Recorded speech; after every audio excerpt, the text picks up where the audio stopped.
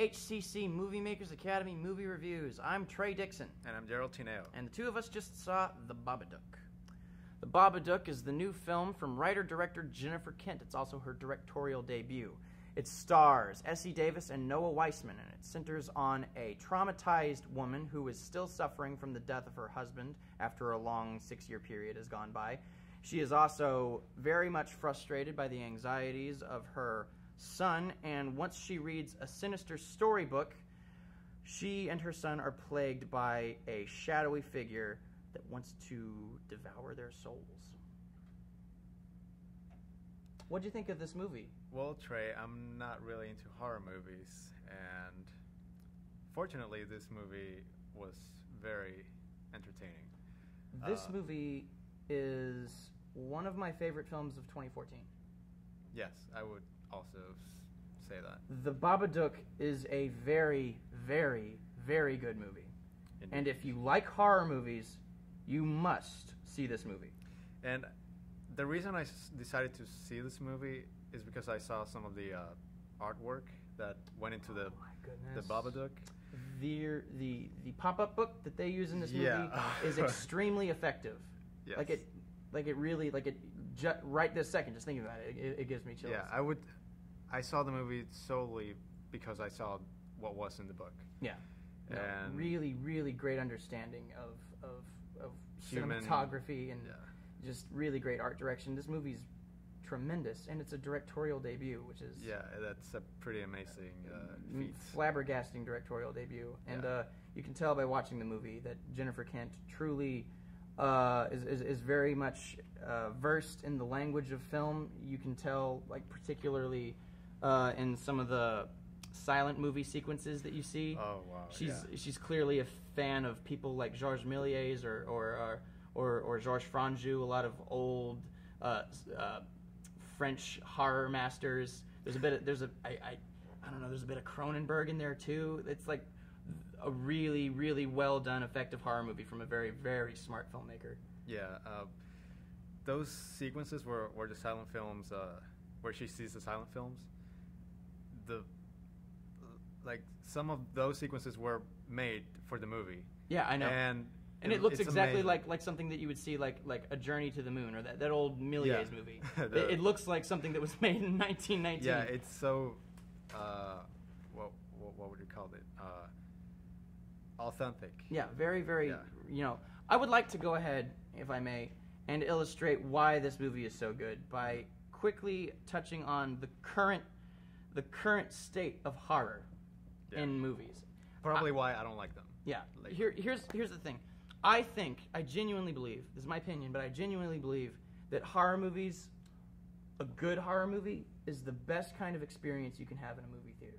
Really? Yes. Over any other genre, a horror movie can elicit an emotional response out of the audience members, whether it's drama, whether it's action, whether it's fantasy, western, whatever. In my opinion, horror movies do the best job at eliciting an emotional reaction from its audience if it's done well. And with modern cinema, they treat horror almost like you would treat a gimmick or a sideshow. You know, like last year there was Ouija that came out, there was As Above, So Below that came out, and the latest paranormal activity movie, the marked ones. Yeah. These crappy movies that no one will ever remember. VHS viral. The terrible gimmicky movies that are housed around the special gimmicks that they have because they're cheap. And they almost always make back their budget. You know, we get jump scares. That is not emotional. Something that's quiet and then you hear a loud noise and then it's quiet again and you don't know where it's coming from. That's being startled. Yeah, there's nothing emotional about that. Or smart. And this movie preys on your emotions. Yeah. It preys on your psyche. If the characters did not have the psychological layers that they had, it would be a dumb movie about a dumb monster with a dumb name that attacks a mother and her child. Yeah, it's also a movie that you need to see more than once to get everything that it's trying to say. Like, some of the things the characters do. Yeah.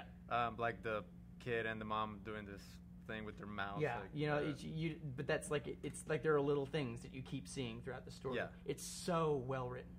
It is so well realized, and there's even like a bit of an epiphany that I had about the ending, that it's not so much about this monster, it's not so much about the idea of a woman being afraid of her child and vice versa, her child being afraid of her.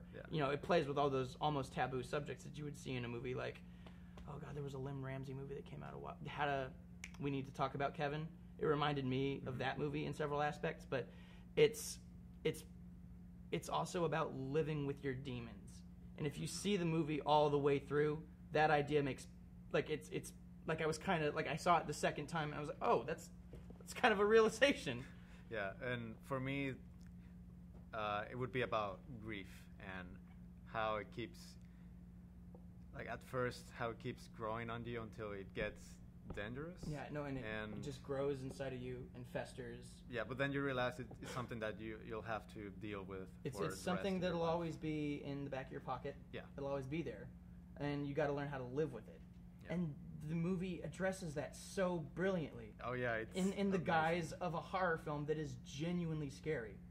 The movie uses real horror. It plays with your mind. It's not you waiting to see what's coming around the corner. Mm-hmm. You've got like, if you watch a movie that's riddled with jump scares, like I don't know, the Paranormal Activity movies or whatever, there's no rewatchability there because you know when the jump scare's coming. I did like those, or the first movie and the second one to some extent, but I know some people didn't. They get bored by watching like, oh, it's just a camera sitting in a room for all night, but there's something scary about that. But I don't need to see it again. There's been a, if you look on Rotten Tomatoes right now, this movie has like a 98% from critics, but the audience is like down somewhere to like a 60%. Like, and that's because 70 something 70. Nowhere near as high as it should be. Mm-hmm. The audience isn't used to this. What the audience has gotten is Ouija. What the audience has gotten is what is it? The Chernobyl Diaries, like just the worst movies. Yeah, found footage. Found footage. Yeah. Horror is dying, and if you would like to see an example of horror at its finest, you owe it to yourself to watch The Babadook. It's really great. What would you give it? I would give it 7.5. I wish I had seen more of The Babadook, but when you do see it, it's amazing. You see, you don't need to see The Babadook. I would have been perfect. The way that these characters were so psychologically developed, I would have been okay if we never even saw it. It would have been perfectly fine because the performances are so good, and that's another thing. The performances are amazing in this movie. Yeah, and the actors, I don't know any of them, and that helps me immerse me in the story. It allows you to project yourself on. Yeah, because in the Conjuring movie, I think it's slightly overrated. It is. It's a good movie, but I don't need to ever see it again. Yeah, there's a lot of well-known actors, and the mom of the family. Yeah, Lizzie. She was in Shortcuts. I know that. Have you seen the Curse? She wasn't in that. Oh yeah. She was in House on Haunted Hill too. Yeah. It was a remake anyway. Yeah. But regardless. What would you give it? The Babadook. I hate doing this. I hate doing this. Oh, I hate doing this because but I was so impressed and I was so pleased to see horror done well. I looked at this movie and I said to myself, "Oh my God, there's hope." For me, it's a 10 out of 10. For me, this movie is a solid 10 out of 10. Once again. And it doesn't happen very often, and I want these good movies to stop coming because I want to start bashing movies again. Not that I want to bash movies. I want movies to be good, but this is a good one, and everyone should see it. It's so good that the director of The Exorcist says it was the scariest film he ever saw. Yeah, William Friedkin came out and said Babadook is hands down the scariest movie I've ever seen. Yeah, so go see it if you ever get a chance. If you don't want to pay attention to our words, then pay attention to Freddie Friedkin. His name isn't Freddie. I don't know why I said that. Thank you for watching HCC MovieMakers Academy movie reviews. We're brought to you by the Houston Community College Filmmaking Program and HCC TV. We love movies, and if you love movies, then check out our channel on YouTube and subscribe to our channel if you want to see more reviews just like this one. As always, thank you so much for watching, and we will see you next time. Have a good one.